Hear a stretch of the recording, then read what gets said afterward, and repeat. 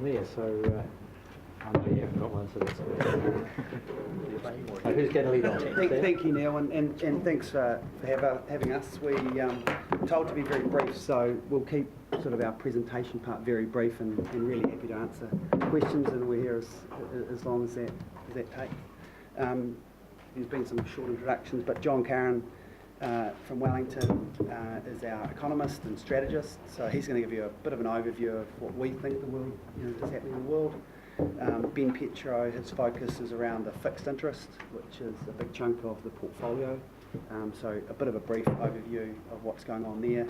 And Adrian and I are in the Booksby office, and we can make some brief comments around what we're doing with the portfolio.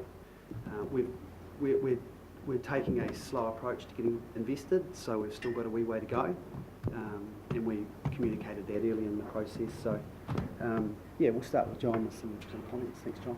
Yeah, thanks, Sam, and thank you very much for the opportunity to speak this morning. I'll just briefly tell you a little about how we're seeing markets at the moment and how we're seeing the outlook. Since the beginning of the year, it's been quite an impressive run for global equities. It's quite a turnaround from what we saw at the back end of last year when we saw markets take a bit of a dive.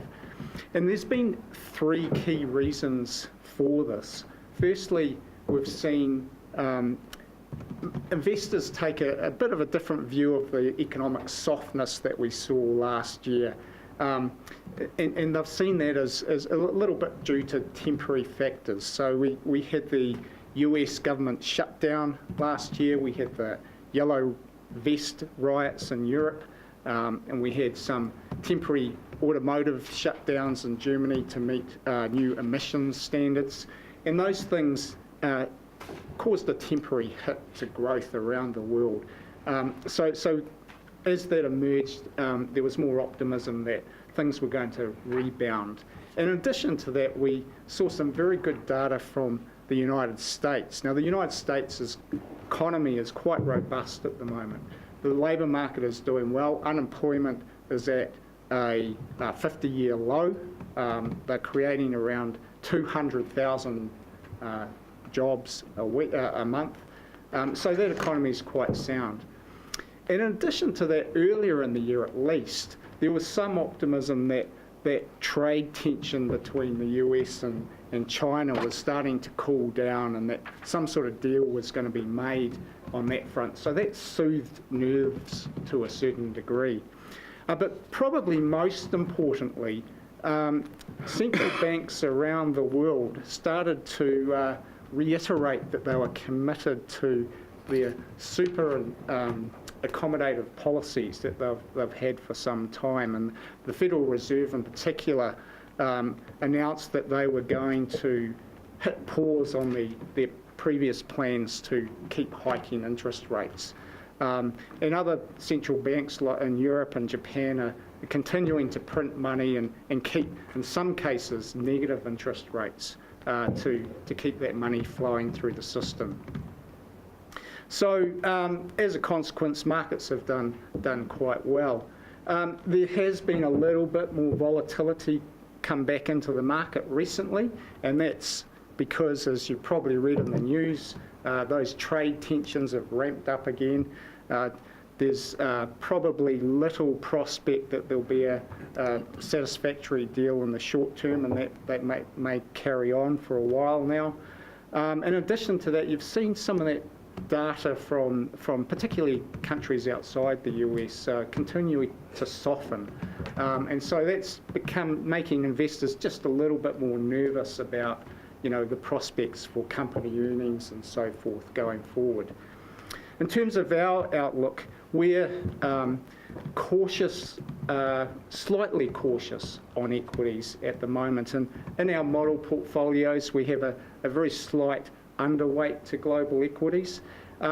We still think there's some supporting factors for markets. There is, as I said, the central banks are keeping very low interest rates, and they have that luxury because inflation around the world is very, very low. And so there's no need for them to slam on the brakes and to ramp interest rates up. So they're likely to stay low for longer.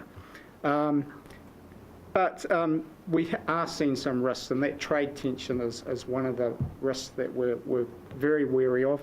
In addition to that, valuations, equity valuations, although they're not sky high, they're slightly higher than their long-term averages, which means that they're a little bit more vulnerable to some of those surprises and some of those risks that we're talking about.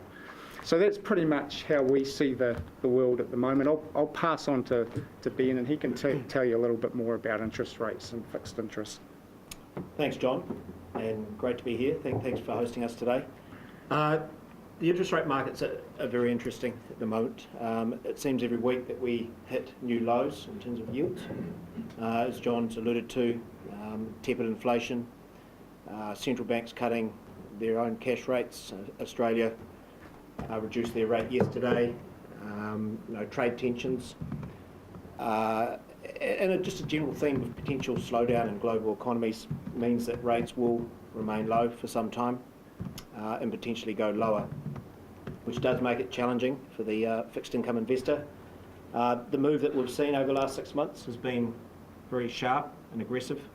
To put that in context, if we were buying, say, an ANZ or a bank 5-year bond 6 months ago, we'd be getting 365 in yield. Now it's at, say, 2.6. So the magnitude of, say, 1% in a sort of a normal scenario is not that large. But when we're talking yields of 3s and 2s, you're dropping rates by 1%. It actually has quite a meaningful impact on your underlying returns. Investors have had to readjust their expectations, and whether that's from a lower return or a higher risk perspective. We used to see 5% as quite a commonplace return in a fixed income portfolio. More recently, 4 has been the benchmark, but now in a high quality portfolio, a 3% return is actually quite acceptable. Not that attractive, but I think you put it into context to where we are in a global sense. We're still the 6th highest yielding bond market globally. We have some fairly, I suppose, economies which aren't in great shape, the likes of Greece and Italy. They're actually higher than us. The US is higher than us. There is about 11 trillion of fixed income globally with a negative yield. So you actually have to pay money to put money with an organisation. I've been doing fixed income for 20 odd years and I still can't get my head around having a negative yield. Do they send you an invoice? Pretty much, absolutely. So that is what we're, I suppose, comparing ourselves to. So in that respect, the returns of 3% actually look okay from a fixed income point of view. We had some investors from offshore the other day, and they looked at our term deposit market, and we obviously have a cash rate at 1.5. They cannot understand how you can get a 3.5% return on a term deposit based on where the cash rate is. That's 200 basis points over. But that part of the market has actually been beneficial for us and for you as investors. We've taken advantage of what we call almost an arbitrage opportunity, and we haven't been afraid to put funds within that term deposit market. If you had bought a similar bond, say for a bank, you'll probably receive 1.8%. You can put that money in a term deposit, same risk, and earn over 3%. So we've channeled, I think, about 25 to 30% of the fixed income allocation into term deposits. We haven't gone longer than 2 years. We're sort of mindful that the liquidity aspect of TDs is not as attractive as bonds, but we've utilised the liquid instruments further out the yield curve. So looking in more detail in terms of what we've done with the portfolio, as I mentioned, term deposits have been a key part of that. We've taken advantage of the new issue market, so the primary market. So when deals are launched into the market for the first time, they typically come with a price premium, which is attractive for the investor. So we've taken advantage of that where we can. We've probably shortened the time frame for implementation. Sam said there's still probably a longer term view on the equity side. On the fixed income, we've actually taken advantage of liquidity and opportunities in the market earlier on this year, and that's been to the portfolio's benefit. We have also I suppose, created a portfolio, and this is what we said in the pitch. We've built a laddered portfolio with a diverse range of exposures, diverse range of, I suppose, credit quality, and a diverse range of maturities. So we're comfortable with the current settings at present. We will continue to monitor that over time and make necessary changes when required. But at this stage, we're comfortable with the settings on the domestic portfolio. On the offshore fixed income, we've used a CIV, or a collective investment vehicle, or an ETF, which invests in about 3,500 individual securities. It is hedged back to New Zealand, and it maps to your benchmark exactly. So we've taken a reasonably conservative view on that part of the portfolio. It's liquid, it is, it's sizable, and it reflects the outcome that you're trying to achieve in that part of the portfolio. So. Yeah, and on the equities or the share part of the portfolio, we've probably been a little bit more defensive. The reasons that Ben suggested we're more aggressive into bonds and getting invested quicker. On the equity side of it, we're taking more time. The work that we do suggests, as John said, when asset valuations are higher, it tends to be better to invest over a period of time, so 3 to 4 quarters. Where asset values are a bit lower, it tends to be best to put all the money into the market at once. So we need to balance the fact that this is, potentially an ultra long-term portfolio, with the fact that we live in reasonably volatile times at the moment. We acknowledge that asset values are high, so we feel it's prudent just to take our time to do that. But we've set some structure around that, so there's always a reason not to invest. There's always that worry not to invest, so we'll be fully invested by the end of the year.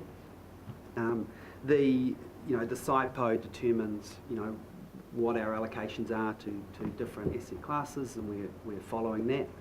I was saying to Jess before that we're not watching the performance as closely as we're watching good process at the moment, so that we can sort of prudently invest this portfolio over this period.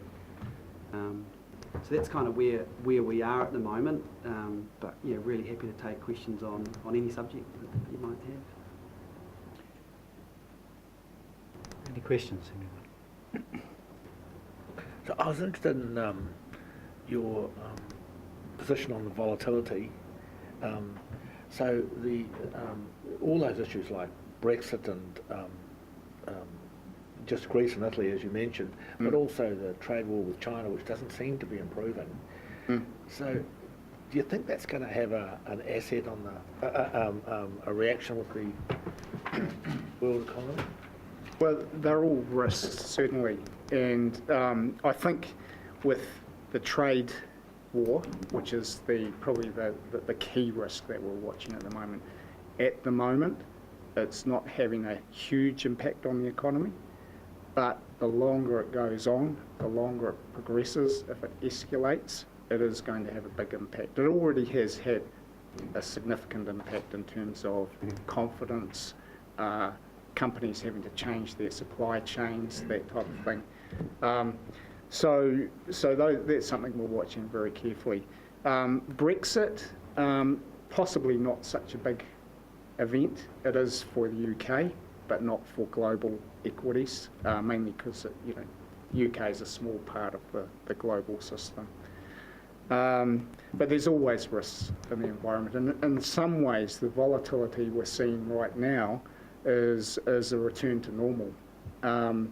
The volatility, the very, very low volatility that we've experienced over 2017, for example, and in parts of 2018, that's the unusual thing. Equities usually aren't that smooth. They're up and down. And Rex, as an investor, there's continually noise. There's continually issues. As you go into the top of a cycle, everyone's worried about when the bust is going to be. As you roll over the top, or as you bottom out, there's all those issues that start appearing because of what sort of just happened. So you're continually fearful of markets, and I think that's why, you know, we spend a lot of time on good process. You've done a lot of work on your SIPO, you've got an S allocation, you've got a very long around these markets, or around these funds. So we, you know, at some point you put a stake in the sand and get invested, monitor it closely, and then look at the horizon, because those problems will come and go, and there'll be new problems, you know, to follow. Councillor Belford. What would you, looking ahead a bit, what would you regard as an appropriate weighting of New Zealand versus overseas equities? The reason I ask that question is that my sense is that you guys, I would expect the local team to know everything there was to know about every investable New Zealand company and have a special insight into that. Whereas if I were to ask you about a global pharmaceutical or something, you're looking at the same mathematics as anybody else in the world who's looking from a distance and don't have any particular insight into that. So my naive sort of expectation is, these guys should be able to spot the best that's available to us in the domestic market, so to speak. And so, but what is the right kind of allocation? Is there a right allocation in your mind? I think you're right. We certainly have more capability locally, and I think that's partly because the New Zealand market's made up of, you know, 50 companies. So if we can leave, you know, the 15 worst ones out, you know, maybe that'll help us to be better than the market. I'd be very, very cautious of anyone who tells you they can, year after year, beat the global market. You know, there's a huge amount of data that suggests they don't. Mr. Buffett is one that's done a very good job with that. So our view with the portfolio is we've got an allocation to global markets, and if we can get very close to the index, that will be good enough. In terms of, you know, how much we put between New Zealand and overseas, I don't think that relies on our capability in New Zealand, but more what our investors' requirements are. I think for a very long-term portfolio, you would tend to have more exposure to growth assets, and I think that would lean to having a larger exposure sort of to international equities. But do you want to Yeah, I think as Sam said, I think, you know, we do have expertise in the New Zealand market, and we would expect our portfolio of New Zealand equities to outperform over time.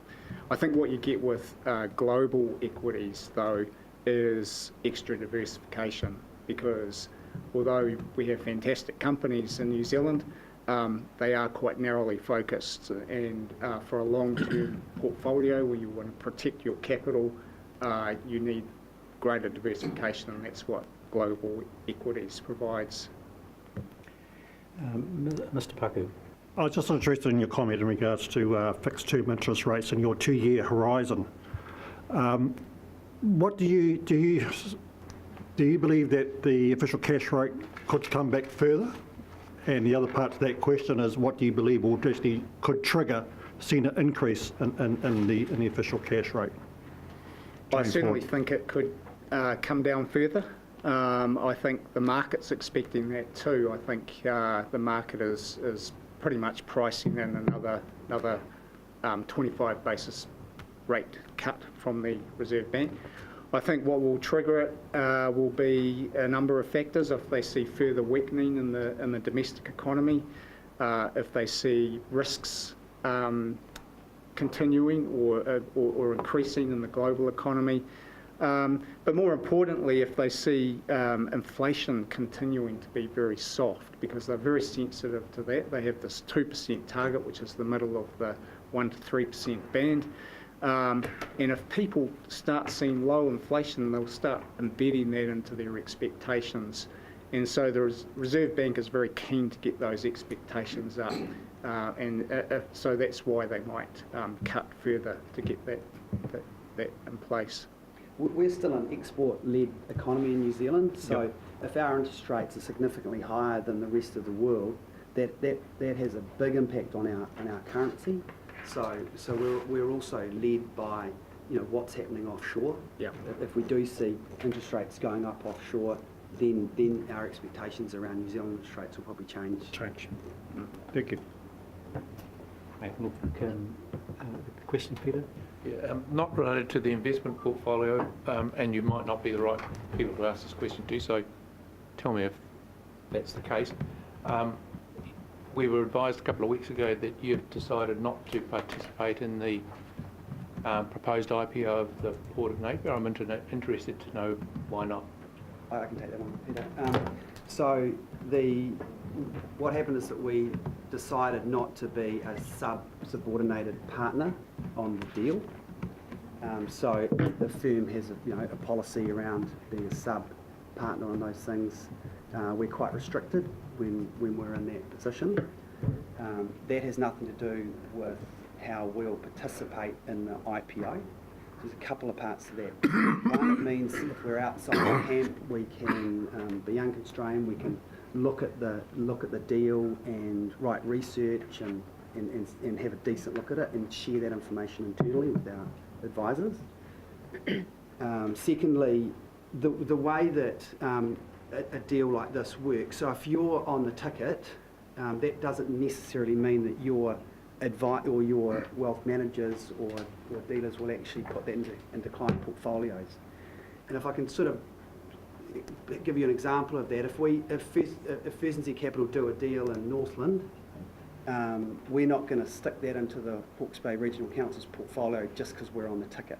We're going to look at that, we're going to analyse it, work out whether that's appropriate for our shareholders or our clients. I guess that sort of also, I think First Capital has right through the process been pretty keen to be as supportive as we possibly can on it, and so there is no change to that position. It just means that we're less constrained by being a sub-partner in the deal. But as a group of wealth advisors, we will be showing the deal. We will be bidding into the pool, determined by what our clients require, and we have a much larger group of clients through our direct platform, which will hopefully have access to as well. So if I can leave you Inside Hawke's Bay and outside? Absolutely, yeah, as a firm. Look, the way that we operate is we have a investment bank who you've had exposure to, and they do these deals. Then we have a platform of wealth advisors in our direct platform, and they work in the best interests of their clients. Yeah. So if there is an opportunity to participate in an IPO, it meets the criteria that their clients are looking for, then we will bid into the pool, as much as we can. Locally, our office was a little disappointed we missed out, but that hasn't slowed us down. Where we see it as a hugely important asset in this this region, and we want to participate properly in it if we can. So we're keen. You haven't shut the door? No. All right, look. Just an interesting observation on that, and no answers are expected, but geez, it will be interesting to know if our SIFO allows our investors to invest in the Napier Port. It doesn't assist in our objective of diversification. I know, but isn't it interesting? We've had the discussion, haven't we?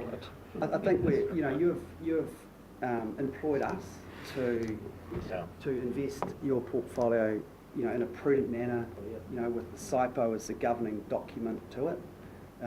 So if we think the port is not appropriate for the regional council, then it won't appear in the portfolio. Obviously, you've got a reasonable position already, so you're probably comfortable with that, yeah. But that's, yeah, there is a separation between our investment bank. In the old days, there might have been someone walk down and say, right, you're going to, buy this for your clients. we act in your best interest, and if we're doing a deal at investment banking level that we don't think is appropriate, it will not appear in the portfolio. Thanks so much. I've just got a couple of questions in regard to ongoing process with you, and obviously this is early days, but what's a reasonable discussion or meeting time face to face with you? We anticipated quarterly, but possibly it's a little bit too much. You're in the position of with Adrian of having local presence, etc. So we've got that opportunity locally, but also by bringing you in by remote TV. So what's your view on how often you think we should have a discussion, and by what means? Quarterly is too frequent. Quarterly It's just big, it's a long-term focused portfolio, and we won't be, changes won't happen you go quarter to quarter with no changes in the portfolio, so that's probably too much, but it really just depends on what value you derive from it, because we're here, on demand. So Ben and John can come up as needed, because we've got other clients to visit as well, and they always enjoy the trip up, and there's also, the ability to remote in as well. So it really depends on the council's requirements. Okay, thank you. Thank you so much for coming along. Good to see you. Any further questions? And I'll have a mover from someone to receive. Just one question. Mr. Walker? In terms of your portfolio balance, global risk and all that sort of stuff, do you think the property or asset percentage is a good one that you've... So the current position? Yeah. Yeah. I think that's, can be largely determined by the amount of time you're going to be invested. And with a bond, so if you put $100,000 into a bond and it matures in 5 years, you get $100,000 back plus the interest. So that $100,000 doesn't buy you as much as it did 5 years before. So bonds provide a lot more security and reduce volatility, so that they add a huge amount of comfort to a portfolio, because you kind of know it's there. But if you're truly long term, then more into growth assets is appropriate. I think that in the first few months of this portfolio, I think there's a lot of learning going on around what is appropriate. We're certainly having conversations with the team, and so I think it's appropriate for now. But as you get more comfortable with it, then that probably should be something you review on an ongoing basis. Or just considering the time value of money and 3% over a few years, Yeah. doesn't take you anywhere. Well, I think where we've seen people or investors come unstuck before is where they're faced with a environment, whether that be low interest rates or high valuations or whatever it is, and they start to engineer return from somewhere else, and they take risk on that they didn't necessarily were comfortable with. The reality is interest rates are low, so we need to accept lower returns on that. There's more volatility in equities. We need to accept that, and again, so look to the long term, and that environment will change over time. But if you have a sound plan and you stick to it and you monitor it, then that's the best way to get the returns you're after. One further question, Mr. Chairman. So would you currently call the current investment plan balance, growth, or conservative? We would suggest it's balanced. It's about 50-50 into, yeah. Thank you. Balance conservative. Yeah. All right, well, listen, thank you so much for your time. I've got a mover for the recommendation that actually, it should read the Corporate and Strategic Committee receives the notes of the Treasury Report. Got a mover, got a seconder. Thank you, Councillor Bailey. All those in favour of receiving that report say aye. Aye. Those against say no. That's carried. So thank you so much. We will see you again Thanks. 6 months' See you time. soon. Thank you. Thanks, guys. Business will stay ahead. So we just need to go back to the agenda, and we're running half an hour behind. We've got Business Hawke's Bay Is Carolyn, you're here. We'll deal with that Business Hawke's Bay item, which is number 11 on your agenda. And if Carolyn, if you could just come up to the front and check in, please. Here as well. Oh, okay, great, excellent. Please, invite them all up. Yes, please come up to the front and Thank you. I know we've got 3. Very smooth. Very lovely.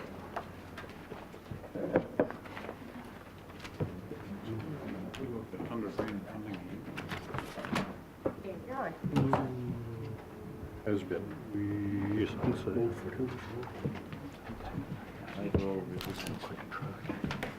you want me to just give a quick intro? so if Tom, can you run through the introduction of the paper and tell us who we have here? And So thanks, Chair. Just introducing Business Hawke's Bay. Thank you for your attendance today. I have on my left David Creel, who is the General Manager of Commercial Manager at Napier Port. Carolyn Neville, who's the CE of Business Hawke's Bay, has been for a couple of years, and Alan Pollard, known to many of you, is also Business Hawke's Bay, long-standing Business Hawke's Bay board member, and I think both David and Alan will be able to speak to some of the growing pains and business activity that they're seeing around the place. So just to quickly recap, Hawke's Bay Regional Council have been long-term supporters of Business Hawke's Bay. Since the inception, we contribute $100,000 annually to them, and our support for them has traditionally been, promoting, regional interests in Hawke's Bay, as opposed to perhaps some of the more focused district objectives that they get through their other funding initiatives. There has been sort of a degree of a hiatus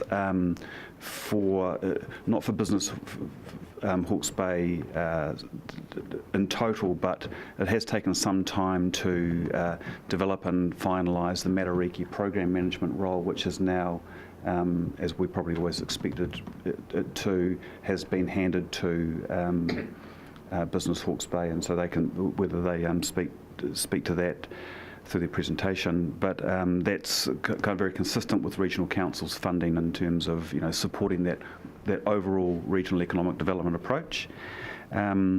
We are in the throes of creating a single service level agreement that is consistent across all councils.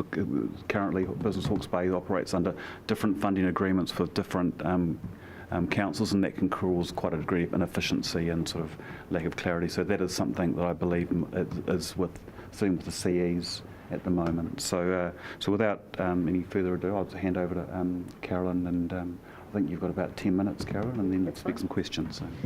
So thank you, Tom, and thank you all very much for the opportunity to update you on our past 12 months and to talk in brief about some future initiatives. And thank you for your long-standing support of Business Hawke's Bay. So you've had the report, which outlines quite a few of the areas that we have been working on over the past 11 months it has been, because we're not quite at the end of our financial year yet. But I thought that I'd just pull from that some of the key elements and also some things that have happened really in the last week or two, and add those in. So that first slide really just gives you an overview of Business Hawke's Bay. We talk about Attract, Build and Connect, ABC. The Attract part, you can see there, business, people and skills and investment, then building capability and growing business. And those particular sectors we focus on, but we do work in other sectors as well. And the Connect part of what we do, which is around the quality connections and collaboration across the region. We're in the advantageous position of actually being able to work across the region, across TLA boundaries, and working from Wairoa to Central Hawke's Bay. It's around starting meaningful conversations, and the business hub, which I'll talk to you a little bit more about later, has actually been a key element of that connection. But also now the Matariki, the regional development strategy, has enabled a lot of connection, more meaningful connection across the region. So under the Attract area, I thought I would just show you some visuals very quickly of just a couple of the programs that we've had running over the past year. This was an initiative around attracting business to the region. This particular one was an importer who was looking at coming through the port So we've used a series of infographics that have been developed with the councils, the TLAs, under the Think Hawke's Bay banner. So Think Hawke's Bay is just a collective group, if you like, and that is the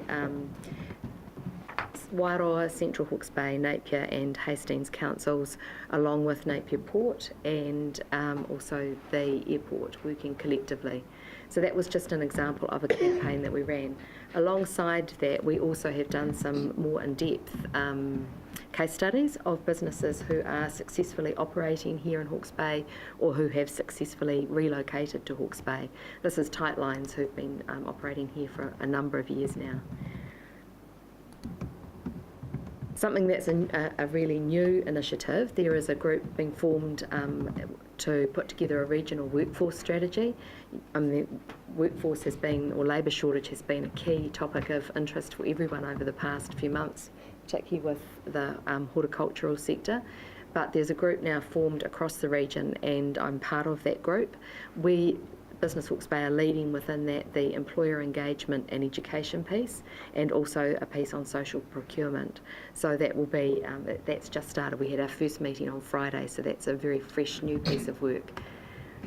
Alongside that, we also, within that Think Hawke's Bay group, or particularly with the councils, have a regional skills attraction strategy under development.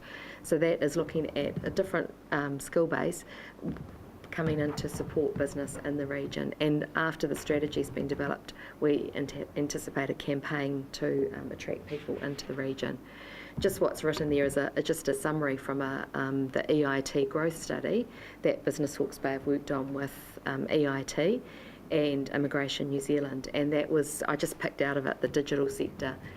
So part of that phase 2 was around looking at workforce issues, and then from those businesses in that sector, what they thought the impact of issues on their workplace would be over the next 5 to 8 years.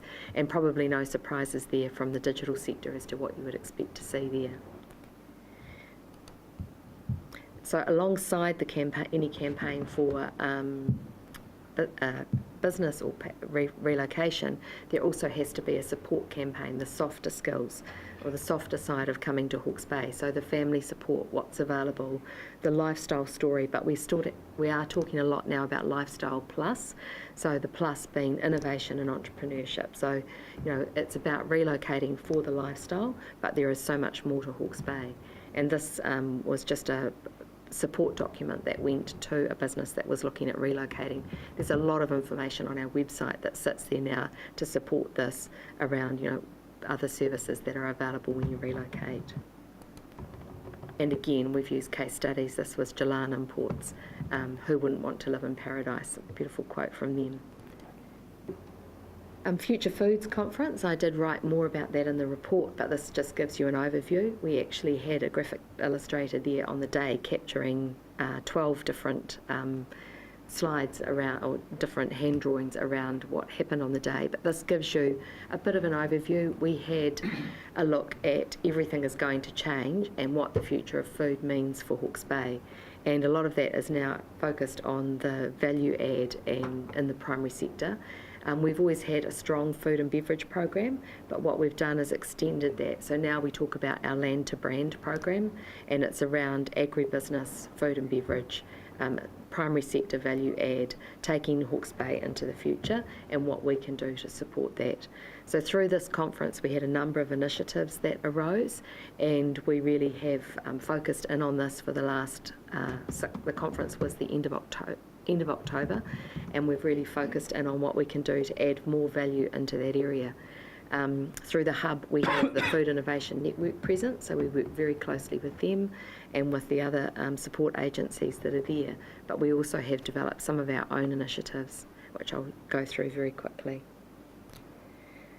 So we've always had an interest in sheep and goat dairy, but what we have done through looking at the future food opportunity is really ramp this up and looking now at what the true ecosystem, if you like, is around goat and sheep. So it's much more than just dairy as in powdered infant formula, milk for infant formula supplement. There is also the opportunity for cheese and whey protein. Whey's a scarce commodity at the moment, and that's a byproduct of making cheese. and whey protein goes into infant formula. So there's perhaps more of a value add opportunity there, looking at other dairy products that can be made, including pet milk. And then also looking at natural fibre. We have the largest producer of mohair in New Zealand, based in Central Hawke's Bay, and has been there for a number of years, and so it's what we can do to support that. The farm has passed from father to son, and the son is now looking at other opportunities around that. We also have cashmere and the skins of goat for leather, and then looking at meat. So as in the bovine dairy industry, the meat side of things and what to do with the buck kids is something that needs to be considered if the whole ecosystem is to thrive, and also around retired fibre stock. So we've actually just done a connection with the mohair goat farmer to one of our local meat producers, and they've increased their take by $2 per kilo on their meat, so that's a significant increase. And then in the meat area we've also got pet food opportunities. This is something that's coming up. This is our Land Diversification Opportunities workshop, which is happening in 2 or 3 weeks' time. Just to give you a bit of an overview of the program, we've got short, sharp speaker opportunities around a whole raft of opportunities. It fits in really beautifully with sustainable farming and value add, and around the trust that the Regional Council have established. So what we're looking at is things like, or we have someone from the Regional Council, Brendan, speaking about erosion control, but we're looking at everything from pyrethrum, berries, the Sustainable Fibre and Food Fund, the SFFF, and mana whenua, hemp is obviously hop. So these are a lot of collective opportunities where farmers can diversify without actually making a complete change on farm. Are we supporting that, Carol? Through the person that's speaking, yes. But what about, if we're funding you, are we not? Yes, you are. In the actual credits as well? Yes, you are. So all of the councils are in the credits for that because of that. The reason for Central Hawke's Bay District Council is they've provided additional support for the actual event. So they're doing sponsoring lunch and the venue and all sorts of other services around that. Yeah. So you're definitely mentioned on the other parts of the collateral that go out.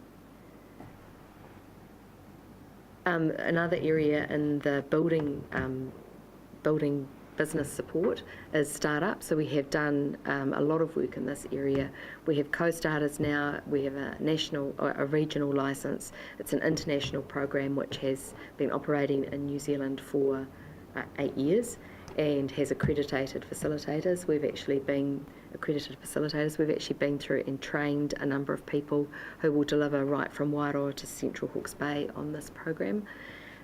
We also have worked with somebody locally to develop Te Kore, which is a local initiative which is based on co-starters, and it has Te Ao Māori influence right through it. And then we continue to work with SODA, who are a founder-focused incubation program, and that was funded through Callaghan Innovation. How's, sorry, you've got Yeah. keep on going about startups. Okay, this is just, so we have started work on a strategy for startups across the region, what it might look like. This is an example from Canterbury, and we started off really, we had Callaghan Innovation and the regional business partners here, both of whom are funded, work through Regional Council. And what we've done is we have grown that ecosystem now to include a whole lot of other parts to that, because we know that you need a lot more support than just what any one entity can offer. And so what we're aiming to do is to grow our innovation ecosystem in much the same way as Canterbury have done. And if we drew that up today, we would actually have probably at least 3/4 or more of what Canterbury have to currently offer. So how was that facility you've got all that support for startups? How is that publicised amongst people who are looking at starting a business? How does anyone know that support's actually available? Yeah, so we have the co-starters one particularly. We've been promoting that through social media. We have basically 3 or 4 means of communicating. So we have social media, we have a general newsletter that goes out, an e-newsletter that goes out from Business Hawke's Bay. We have the Hub Club, which is around people that have engaged with the Hub and signed up specifically to find out more about what's happening at the Hub. And we have Ipanui, which is our Business Hawke's Bay newsletter, which there is a copy there for you to take away. Comes out about every 6 weeks, and so that we've used this as well as a tool for promoting. So that's really, and word of mouth. So the referrals have come through the regional business partners and Callaghan Innovation, also through the Chamber of Commerce. And I assume also through like the local banks, they're aware of what's available when someone comes in to open up a business account. So we're actually just running our first cohort now, and we filled that really quickly just by those initial networks. The next step is to go out to banks, but we wanted to ensure that we had a firm process, a solid process in place. Cool. Yeah. So the hub, that continues to go from strength to strength, connect, collaborate, community and catalyse, which I think the action part of that is really important. The connecting is the services that are there with the business community and vice versa, and the collaboration is across the region. So just a quick overview, 25,000, more than 25,000, nearly 26 sign-ins through the hub since we opened, which is, all of that is around business support connections in some way. 956 people came through in May, which was our record. We've not got over 850 previously, so that was a significant increase. And we have a promotional campaign planned to kick off in July around connecting people with those services. So that's Meet Me at the Hub, which is around connecting with using the meeting space for business, and also a one more about the services. And then just to give you a quick overview, a reminder of who's at the Hub, there are 18 different agencies represented. We've got everyone from the Young Enterprise Scheme, Chamber of Commerce, you can see the others there, Callaghan, the councils. We have Te Kahui Ohanga or Takitemu represented there as well, so the collective group there. Great Things Grow Here, and it goes on. The piece at the bottom there is confused, don't worry. So we have initiated a hub check-in that connects you really quickly with the right organisations and the right people at the right time for your business. And that right time is really, really important. You know, everybody is at different stages in their business and has different needs. And the idea of the check-in is much the same as you would check in going travelling. You make sure that you get to the right destination. So that's the point of the check-in. So we've had, in the last 10 months, personalised check-ins. This is outside of just normal connections with the hub. We've done 159 of those, and we've had 450 people through our Hub Club initiative, which is the training and events that Business Hawke's Bay have kicked off through the hub. There we go. Thanks, Karen. Alan, you've got a question. Mr. Chairman, thanks for the presentation. It's most impressive. I guess this is perhaps directed at staff and Tom in particular. A few years ago, regional economic development strategy was developed, in fact, in 2 iterations, basically by Hawke's Bay Regional Council. That's pre-Matariki. And at that stage, the Regional Council was the lead EDA, Economic Development Agency, was the lead body within that arrangement. Can you tell us how things have evolved from there? Would you like me to talk to that? I'll have a quick early crack, and yourself or Alan, Karen. I mean, so I think when I came to this organisation, we were operating under the Regional Economic Development Strategy. I think it was the 2013 REDS, and under that, you know, both Business Hawke's Bay and Hawke's Bay Tourism were given quite strong mandates under, I think, a similar 3-pronged strategy, but there was a general, it seemed to me at the time that was a transition to a more devolved, networked approach to economic development, and Business Hawke's Bay carved itself out as very much a business-led economic development within that. Now that's obviously progressed further through the next iteration of a regional economic development strategy with Matariki, which is obviously much larger scale, and is also kind of consistent with what is, a sea change in, I suppose, central government's attitude to funding and looking at regional economic development. So it's very, very, there's a lot of people have been incentivised and resourced to work in this space. So, so it is quite critical through Matariki and through the program management that there is some form of cohesion and centralisation. But I don't know whether, Alan, have you got any, you've been in this space for a long, long time? Yeah, I wasn't here when the previous iterations of the economic development strategy were put together, but very clearly it's evolved into a much greater partnership now amongst a number of business and local authority entities around the region. For that, we're getting much greater buy-in to the process, but I think we're also getting much better outcomes because we're all connected across the region.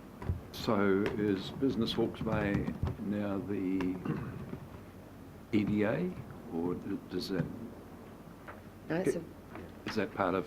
Sorry, I was going to provide a suggested response. I think the thing to be really clear about that we've all collectively across the local authorities of the region and discussion with Business Hawke's Bay and to the business partners in the Matariki governance group is understanding there is a distinction between business development and economic development.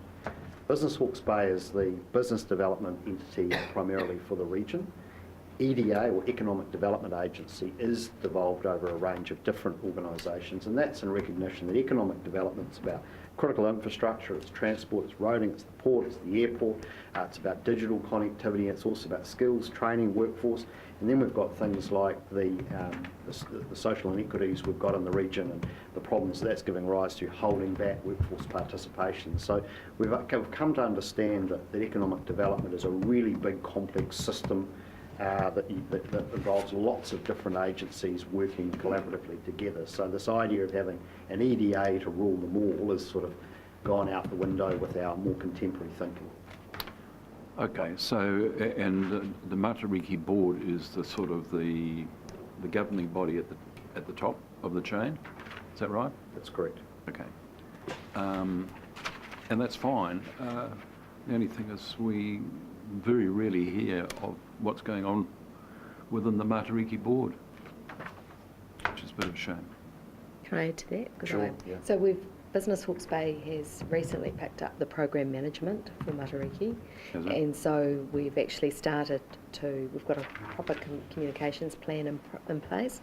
If you have a look at ePānui, you'll see that we're starting to thread what's happening that is related to that bigger picture, economic development and social inclusion development. We've started to thread it through the communications so that it has some visibility. Part of the program management initially is doing a refresh of the action plan. The economic development strategy was developed, or was started to be written in 2014, and it was actually launched in 2016. So you can see that it's time for a refresh. So what we're doing, we've done a stock take of what has happened to acknowledge success and be respectful of what has been done, and then working on a refresh of the actions so that it was 45 actions in that initial plan, so it's bringing it back in around some key themes and key pillars for the region and developing the actions that sit underneath that in collaboration with all of the partners that are part of that, which is iwi as well as central and local government and business. Well, can I say, please keep us in the loop on that, because, for example, the Regional Council through its Regional Transport Committee was responsible for some major initiatives, so we need to know if anything changes. I think one of the things which has bedeviled the communication around this has been the fact that we've all been engaged with central government around the Provincial Growth Fund, both in the private sector and the public sector, and that has been a beast of a process for the last 12 months at least, and we're about to see the fruits of that, but it has necessitated a lot of behind closed door discussions between ourselves and with government, and it's been very difficult to report on much of that given that it's all subject to central government decision making. Mr Paku. Thank you. You had a program there, Te, I think Te Kori.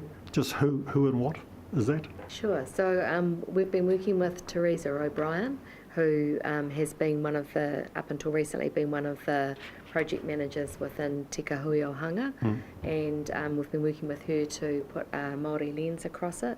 And so it's Co-Starters program, but it's been developed with Te Ao Māori principles behind it. And so it's about, Teresa talks about Te Ao Māori and Te Ao Pākehā, and needing to merge the two because that's the environment that business works in. Right, thank you. Councillor Belford. Yes, thank you for the report. It strikes me as very similar to the one we received earlier today from Hawke's Bay Tourism, in that it is long on activities and short on metrics. And so it's an impressive set of stuff going on, but we never seem to get a clear picture of specifically what examples are there of new investment, what specific examples are there of relocation into Hawke's Bay that have been generated by all of this activity, and which of it is most important or less important or what have you. And so I guess I'm looking forward to the transition here where you all are sitting in the middle of the whole thing. We're reassured in the staff paper that there will be KPIs and so forth. But I, for one, would I say, I guess, put the same challenge to you as the group did in our earlier discussion as to show us the money. I mean, what exactly do you have to show for this? Lots of people come to the Business Hub, so what? So I was going to go into more detail, and then I actually removed some because I felt it was commercially sensitive in a couple of the relocations pieces. So I will find a way of putting that into more detail next time. With Matariki, with the regional development strategy, part of the central work that we're doing as the program managers is looking at what is measured and how that's reported and putting some transparency and openness around that.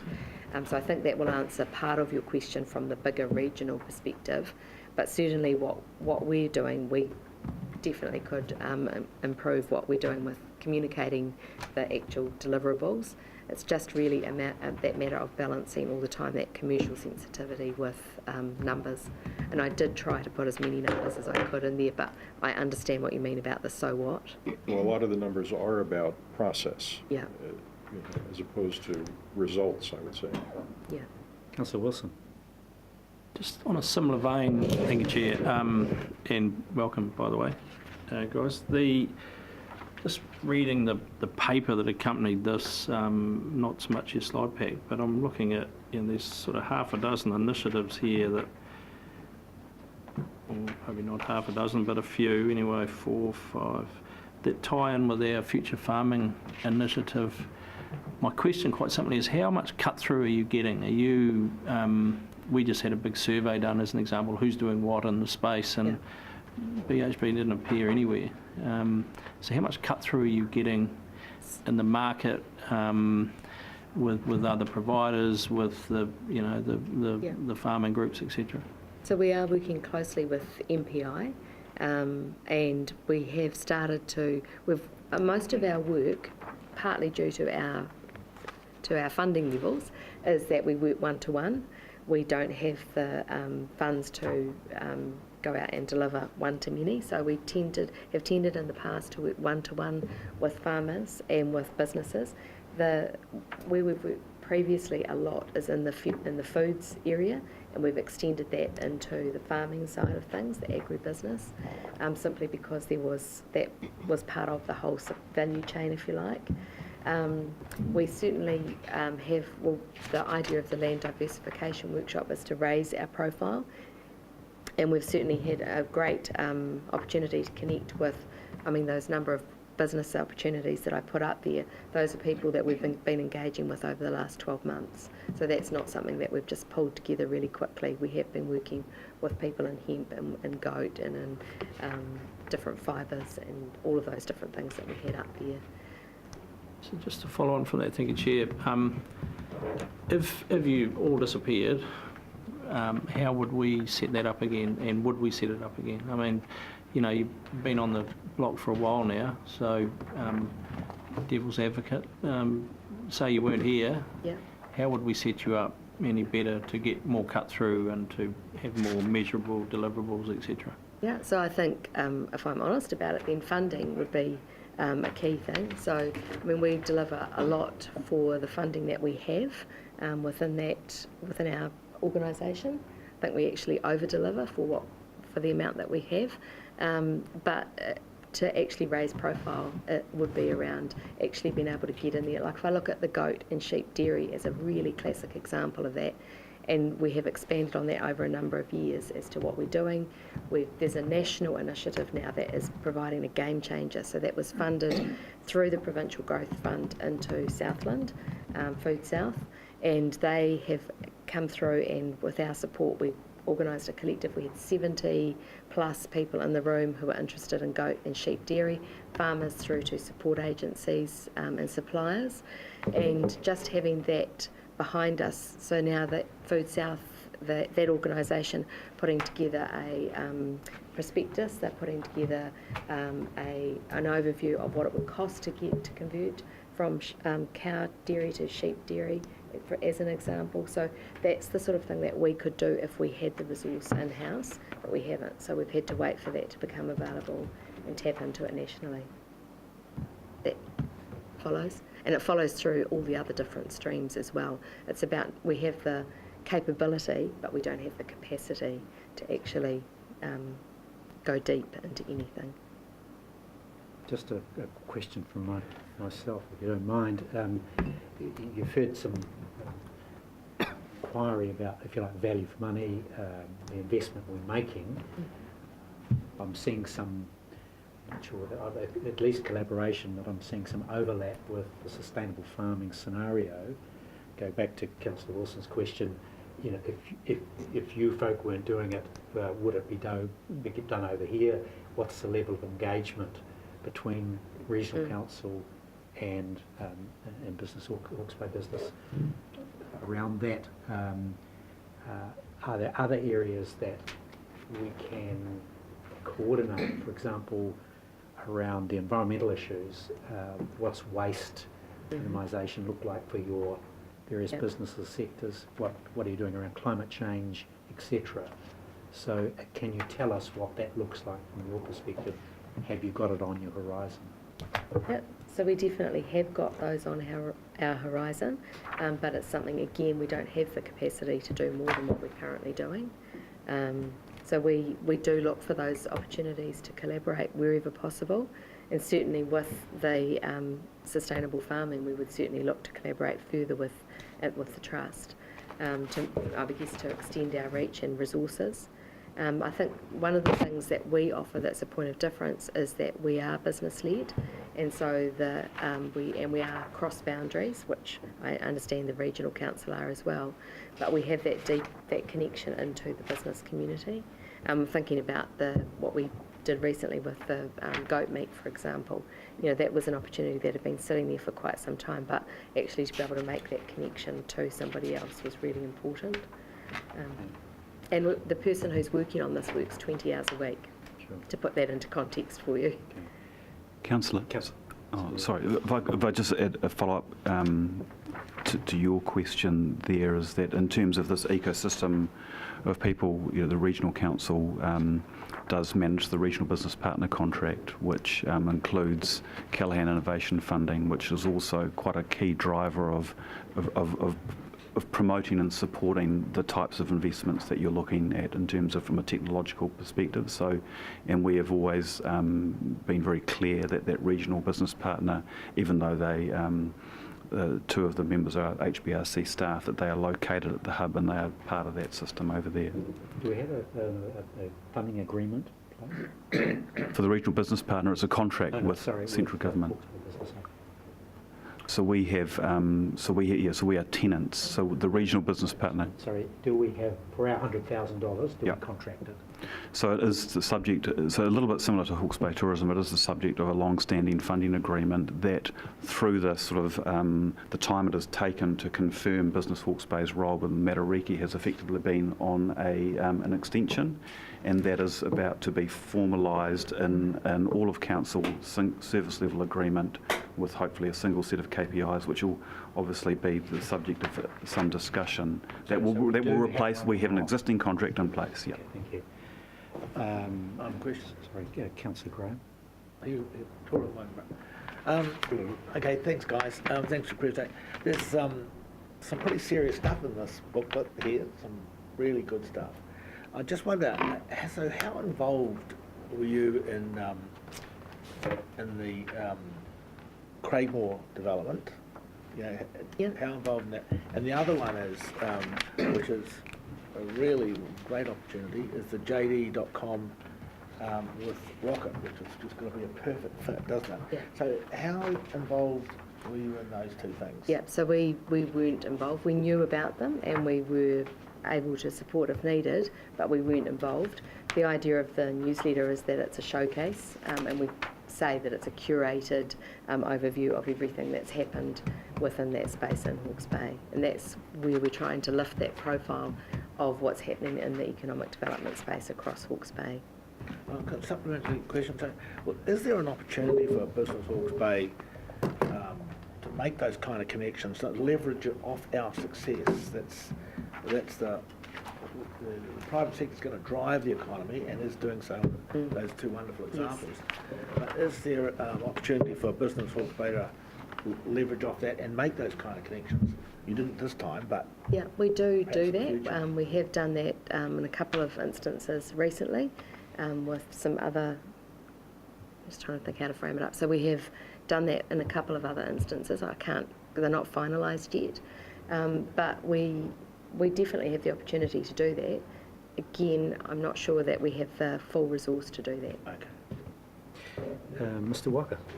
Yeah, I just want to compliment your organisation. I mean, I've had it over the years, bits and pieces in there, and Thank you, Business Hub, those numbers show that, you know, it is a relevant organisation in Hawke's Bay. Yeah, keep up the good work. You should take that. He doesn't often compliment people. You're ready to move? Councillor Bailey's, look, thank you for your time. We're about to move. We can stay there for the moment. So we've got to move Councillor Bailey to receive a report. And seconded by Councillor Graham. You've got any comments there, Councillor? Yeah, thank you, Chair. Just to reflect Mr. Walker's comments, that I, you know, out there in the community where I'm talking to people, they all speak highly of the facility that's available at the hub and the ability to go in and talk about issues that are concerning people and getting the assistance that they need. The triage thing you do at the beginning is really works really well. Feedback I've got, and I'm really pleased to see that you've got a story man to have a big focus on startups, because at the end of the day, to me, that's where everything gets built from. All those opportunities come. So I'm really pleased that you're still supporting that part of the business cycle process. Councillor Graham. Yeah, I would echo that. I think, Carol, you've really lifted the game in your new board. I'm always been really cynical about organisations like this, but I think in this case you have really lifted the game. I don't agree with Paul's comment. I think the big opportunity is to look at our core competencies and how do we add value to our core competencies, because quite often they're in a bubble and they're thinking in a bubble, and if someone from the outside can say, have you thought about this? Like, for instance, Rocket's connection to a big e-commerce is a seriously good opportunity for them and for our region, growing a business like that. So I just want to congratulate your team. You're doing a great job, and I get comments back from people that use the hub, international people, so it's just a great little office place for them close to the airport. So well done. Councillor Hewitt. Sorry, can I just also acknowledge on behalf of my fellow board members that we strongly value the relationship clearly we have with this council and other councils. It goes beyond a funding relationship. It's a much more strategic partnership, and that I also want to acknowledge Tom's support and effort. We have a great relationship with him, and by that through you guys, and we couldn't do what we do without that level of support. So we thank you for that support as well. Thanks, Alan. Councillor Carolyn, I've sat through a number of Business Hawke's Bay presentations over the years, and I'd like to congratulate you on being the first one where the first time in my 6 years where my own opinion, but you haven't come and given us a severe talking to. You've actually come and listened and engaged, and I've really enjoyed your approach and your knowledge across the field.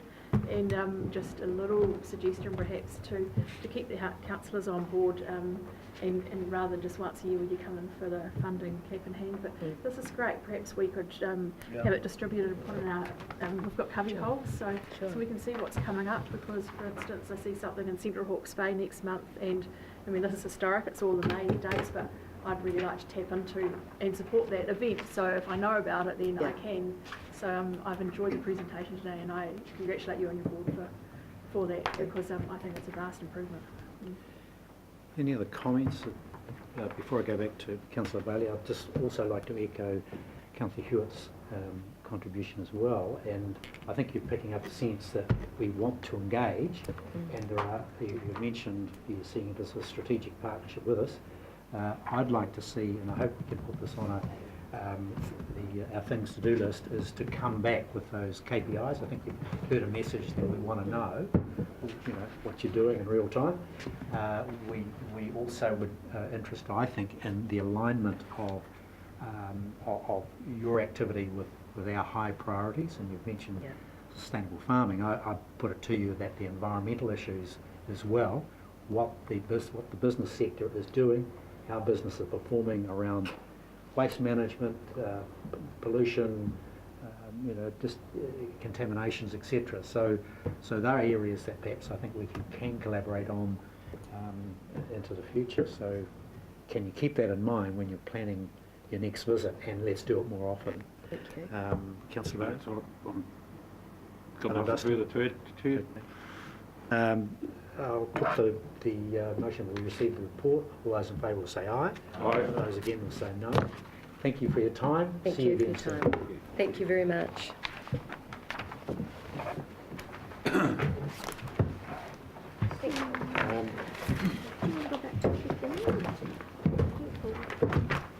We've got out of sequence, obviously, and we've got 20 minutes to go. We might have to take a little bit. Just do the Audit and Risk Committee. So we've got agenda item 6, which is the Audit and Risk Committee report. 7 is the annual plan. Then we've got organisation and performance strategic plan. So there are about 4 items to do. Some of them are pretty straightforward, hopefully. So we'll go to the Finance Audit and Risk report on page 11. And if you could take us through that, Jess, and we'll...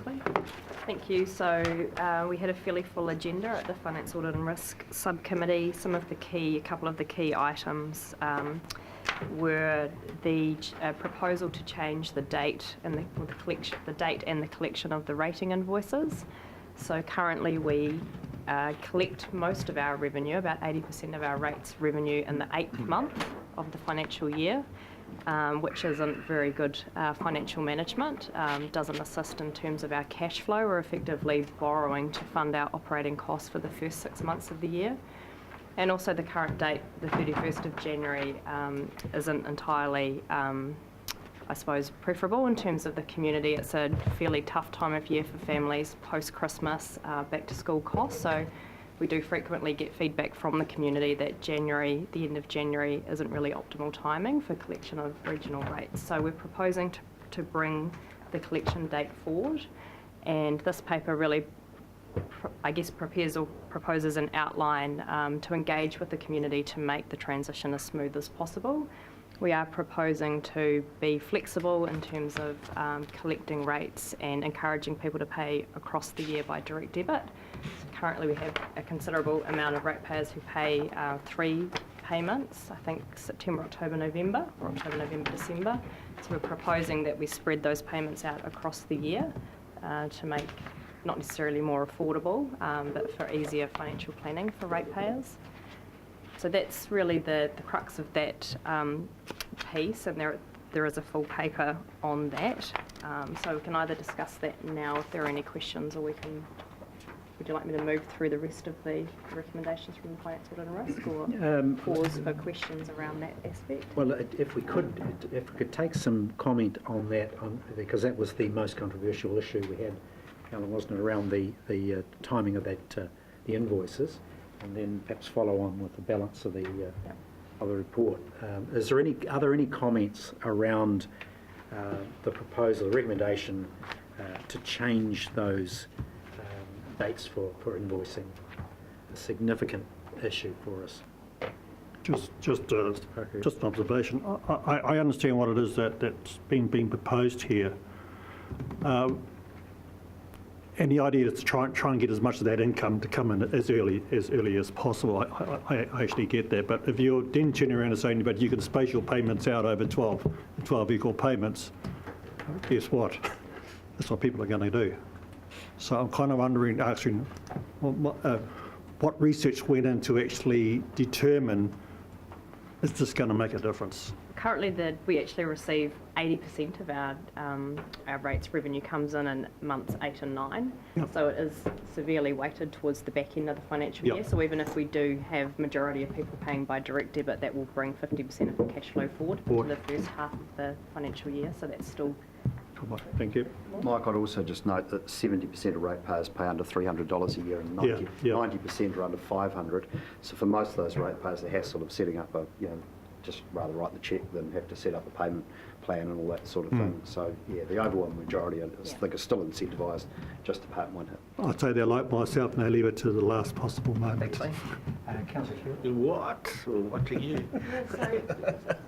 I see where you're coming from here, but I'm really concerned about this, because in my area where I represent, we've got the Upper Tuki catchment scheme, and there are some severe big hitters that are stumping up with a lot of cash. I mean, as you see here, we've got one that's over between $40,000 and $80,000 so per annum, and that's a lot of money to say. I mean, first of all, a lot of these ratepayers are struggling to justify the payment, and it's a flood protection scheme, not a drainage. Then what drainage? There's all sorts of issues. So for the top 10%, and I know there's a number of people around the table who think, well, they can afford it, but actually that's not the case. And to say, all right, your rates have gone up 40% in the last 3 years, and now we want them to be paid 6 months earlier as well, it's just like wham, wham, wham, and I just don't get it. Councillor Dick. How can you justify Sorry. it? Councillor Dick. Well, hang on, I've got a question. Sorry, I'm sorry. Please continue, Councillor. So we are willing to work with particularly these ratepayers in the higher brackets in terms of assisting them in finding a way that will allow them to manage their financial circumstances. So I think there will be an element of flexibility in particular, but I do think that allowing them to spread the cost of the payments across the year should assist in terms of their own financial management, but we will work with them on a one-on-one basis. And they do obviously relate to relatively sizable businesses that you assume have planning around their liabilities through the year. And I mean, if this gets out of step with people's income, then that's more of an issue. And we did have some exploration in the committee as to the origin of this, and there seems to be a suggestion that historically it related to wool checks or something like that, and that the farming community had some inability to pay in September or October. Look, who knows? Certainly we would be the only business that I can think of that sends out an invoice, certainly that I receive in my life, and gives me 4 months to pay. Usually it is on on more of a monthly basis.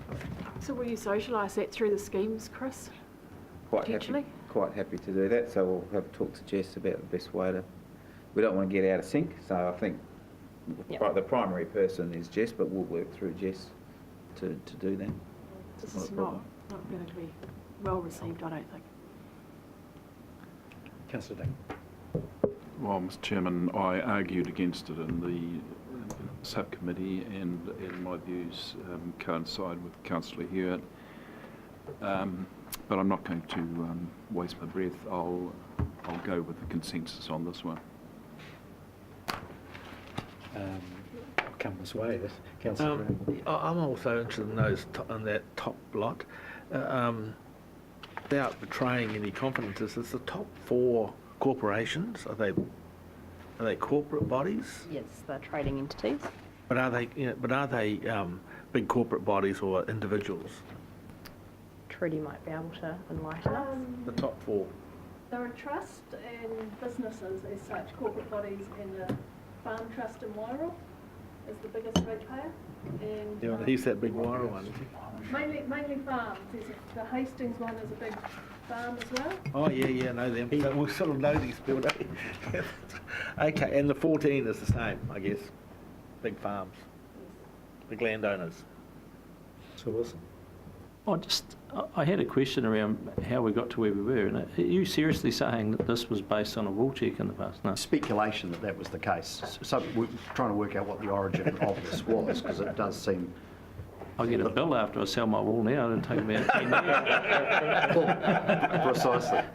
Like negative interest. Wait for your petrol down here, that's about it. So if there was a rationale for giving people all of those months, 4 months to get around to paying, Is this from the it's not obvious what that rationale is. No. Is it from the Catchment Board days or from the Regional Council? Yes. Catchment Board days. Well, it's old cockies doing jobs for old cockies, isn't it? Well, look, the financial year starts on the 1st of July. We start spending the money on the 1st of July.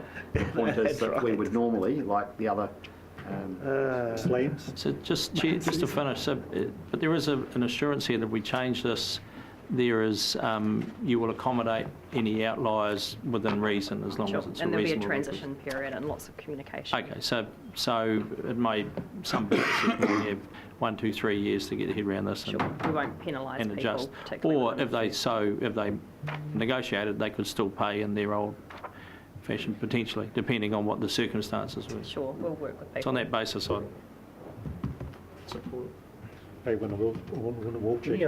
other views around this? We can take that separately if you wish as we go through, but not just yet. Councillor Bailey had a comment. I'm supportive of what's requested for the 2 reasons. One is that obviously it brings our cash in earlier, which is no bad thing. And the other one is there's 63,000 odd ratepayers who do pay under that $500 limit, who I think the whole thing about the payment being due straight after Christmas and when school starts is an issue for a fair number of them.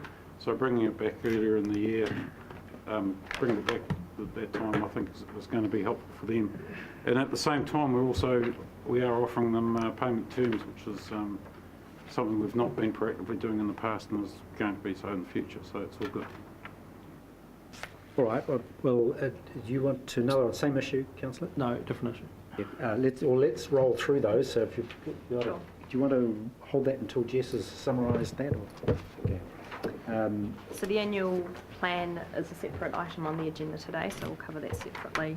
The living wage was effectively an update on some work that the finance team had done. So we had endeavoured to issue a survey to some of our direct suppliers who deliver direct services to council on council premises or on behalf of council, asking them some questions around whether or not they currently pay the living wage. So we had a fairly, dismal response in terms of those who responded to the survey. I think it's fairly safe to say it's inconclusive in terms of how many of our suppliers currently pay the living wage and how many would be happy to if we enforce that was a requirement of the procurement policy. So that's sort of a piece of work which continues, and we'll continue to look at working with HBLAS around what the other councils are doing and look nationally at what's happening there as well. So it was recognised that it would be stated as a preference within our procurement policy, and that we should encourage our suppliers to pay the living wage, and we would apply a weighting to those who do. So that's covered within the procurement piece.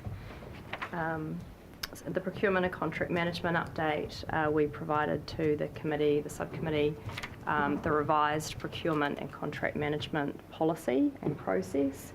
That was in response to an internal audit piece of work that had been done around procurement and contract management. So there are a number of recommendations that the internal audit proposed that we act on, and that was to provide a centralised centre of excellence within council. The policy was deemed appropriate, but could do with a little bit of updating, which we've done. But it was found in the internal audit review that adherence to the policy was a little bit variable. So we've done a lot of work around the tying in contract management process with the procurement policy and automated a lot of the contract management process. So that was presented to the Finance Audit and Risk Committee, and Mark is here if you've got any questions around I don't know if the procurement policy was included in the agenda, but we're happy to circulate that if anyone would like to see it. Anyone hanging out to see the procurement policy? No. Go to... I did have a question on the living Councillor wage, Chair. When the government next year gets to its new minimum wage target, how far away is that from the living wage? Well, I think it's still about $3 difference between the minimum wage and the living wage. However, the moment. The living wage is indexed annually, so it's updated on an annual basis. So it will always be ahead of the minimum wage? It will always be ahead of the minimum wage. Maybe not. Well, the formula areas. does include the minimum wage, and it's something I think is an oddity because therefore it doesn't just entirely benchmark to the cost of living, it benchmarks to that, which means that as that shifts, so does the living wage, and I, for the life of me, can't understand the rationale for that, but those that calculate the living wage do take into account the minimum wage. At least that was the advice in the paper that we had at the last meeting. So it's a curious thing. So if it becomes a weighting of any sort, you're getting feedback from other councils and other entities and presumably suppliers on where they sort of sit with all this stuff. Is it going to be is it at the wrong end of the conversation? I mean, there's a whole range of other things we must consider, surely. Yeah, so it will just be one other consideration. So in terms of the procurement policy, there are a number of principles. I think there's probably around 10 to mind, and they cover everything from obviously cost to sustainable practices, impact on the environment, whether they pay the living wage, whether they're a local business or supplier. So there's a range of principles within the procurement policy, but it just makes a recommendation around including it as a weighting and encouraging suppliers to pay the living wage. So the recommendation number 7 of the inclusion of a weighting payment, blah, blah, blah, living wage contract decision, that's very hard to understand. Basically says if it impacts on anything else, we're going to disregard the living wage. Is that the deal? No, it would just be one of the weightings within the procurement policy, and I think we've recommended that the weighting would be 5%. Is that right, Mark? In terms of 5%. Overall weighting. So. Okay, thank you. Any other questions on that? The key word, and you want to remember the discussion on this, is under recommendation 5, considers the addition of a statement in the policy, council gives preference to suppliers. So essentially that captures the sentiment that came from the subcommittee. So are there any other issues around that? We're probably up to the point of recommending the recommendations. Councillor Bailey? There was one other word that I'd asked Mark to change in the procurement policy that could have sort of related to putting that in as a preference. But unfortunately I bought my wrong marked up copy, so I couldn't, it's in there somewhere. You can bring that to council. No, I'm not going to do that, but I will have a word with Mark. Yes. Yeah, I can't remember which one it was, so it's in there somewhere. You asked for it, you got it. That'll do, mate. But you have forgotten as well. So we will go to the recommendations, and let's start on our page 13, 1 through till 10. So it does include the issue around the change to the invoicing arrangements, living wage, the procurement policy, etc., and also to receive reports. Is there any appetite to take them separately? There is? Okay. No? Yes? I can vote against everything.